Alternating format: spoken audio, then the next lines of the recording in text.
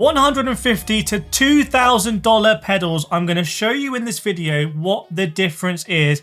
This is unbelievable, so you're going to learn a lot in this video and it should be pretty fun as well. So these are $150. They are Thrustmaster Raceline pedals. They are crazy cheap basically. They're £100 in the UK and they're also super basic. These actually work with Thrustmaster equipment on PlayStation and now on Xbox as well. So they are perfect if you're playing Gran Turismo or you're playing Forza on Xbox. You can use these pedals. They're super lightweight. They're made of aluminium. They work on carpet really nicely, to be fair. They've got a nice carpet gripper. And I rate these pedals for the price. Like, you can't really go wrong at this price. They're kind of made well. There's something I wish they'd done better, which is these pedal plates are not actually out of metal. I wish the pedal plates were out of metal. Thrustmaster, come on, we can change that. So they're $150. Now the next pedals here, these are $900. That's a big jump, but I'm not going to mess around with you. I want to take you to the $2,000 pedals and explain them. So $900, what do you get for these? You actually get a hydraulic pedal. So we're going to hydraulics. Hydraulics is how brakes work in real cars, in real life, and now we get it in sim racing as well. They're made by Asetek, which is a Danish company. These are their top of the line. They call them Invicta pedals. So they've got stamped on the front the name as well. And this is what it's all about, the hydraulic chamber here. So you have hydraulic fluid in this, and this means that when the brake pedal gets pushed into it, which is super difficult to do because there's basically no travel in this brake pedal. It's like this. That's all you get. In all that distance, it's amazing. You get so much ability to modulate pressure. You have to kind of try it to understand it because it doesn't make sense, right? If you're only moving that much, how can you modulate it? But that's how real race cars work. There is basically no travel in the brake pedal, and you can imagine pushing the brake and the pad goes onto the caliper and then you're actually braking in the real car. So these are incredible pedals, I have to say. But they are beaten for price just by these, which are $1,000 pedals. So these are made by Moza, who are a company out in the Far East, and they are active pedals. So you have a CRP2 base, they call it, and a Moza Booster, which is a really cool name for this one here. It's a massive. It looks like you could shoot it like a gun or something like that. What's going on? Let me explain. These are electric pedals. Okay, that means they automatically adjust. So imagine in your car in real life, if you got in your car and your pedals kind of come out the floor and come towards you, or like, you know, I drive a Peugeot RCZ. It's a bit funky in there when it comes to the seating position. How amazing would it be for the pedals to kind of move back and forward?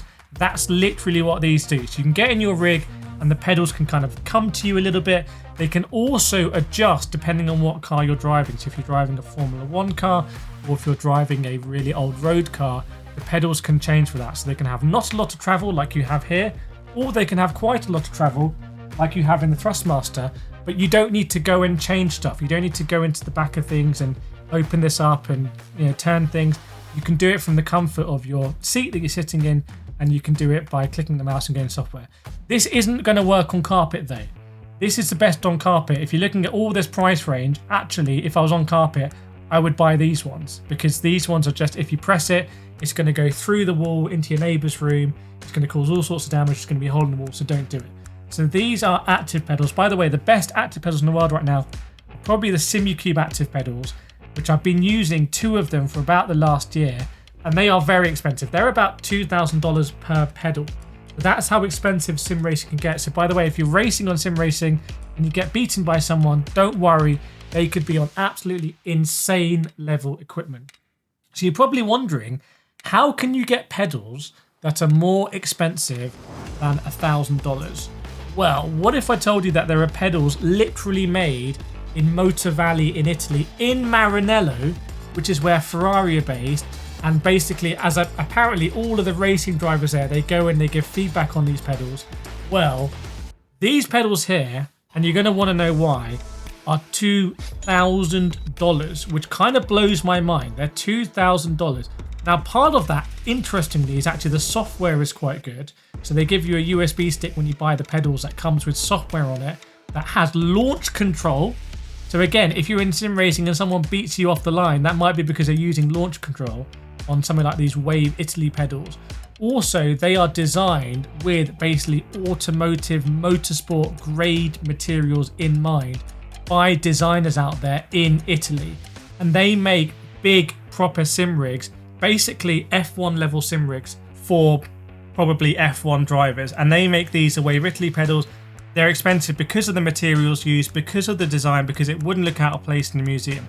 Now, which pedals would I recommend if you want to get into sim racing? Like I said, if you're on carpet, I actually recommend these Thrustmaster pedals. Like, they have little grippers that come underneath. They grip into your carpet. They're fantastic. Also, if you're racing on PlayStation or Xbox, these are the only pedals that are going to work out of the box with that as well. However, if you're driving, if you know you're going to drive GT3 cars only, I would recommend these Asetek Invicta pedals. They are essentially perfect for GT3 cars. If you're going to be racing a lot of different old road cars that have different kind of feel and soul to them, I would recommend using the Moza and Booster because this is going to be the most adjustable. So you're seeing a kind of trend here. These are the most flexible. They're the cheapest, $150. These are like specialists, especially if you've got a GT3 car you're driving, which a lot of people do. These ones will give you coverage of pretty much everything. Although if I was just driving GT3s, I might still go for the Asetek hydraulic pedals over the Booster. The Booster advantage is having all this adjustability. And if you want to have some kind of insane sim rig in your house that's going to be a work of art, and you want people to come around and you want to be like, I've got launch control, I can basically out drag everyone else on the grid, and you want them to look like a work of art. But also, I'm going to show you this. You probably want to see this. Let's talk about weight. Oh my days. Those are the heaviest. These are pretty heavy and there's a lot going on here. How heavy do you think these are, by the way? Do they look heavy or not? Not that heavy. And these pedals, because they're aluminium based, are super, super, super lightweight. I do want to give a special shout out to a few pedals. The SIMUCUBE active pedals are basically just as expensive or more than these, and they are very good pedals. Also, the Fanatec V3 sim racing pedals are extremely good. The Logitech G Pro pedals are almost as good as the Fanatec V3s.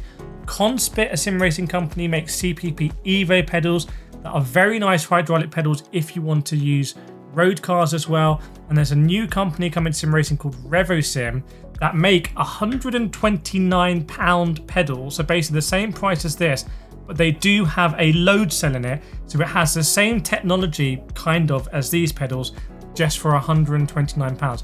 We are absolutely spoiled in sim racing at the moment, and you don't need to go to the most expensive stuff. But if you want to check it out, go to www.simracingdiscounts.com. That's my website where you can get discounts on these pedals. And I will see you in the next video.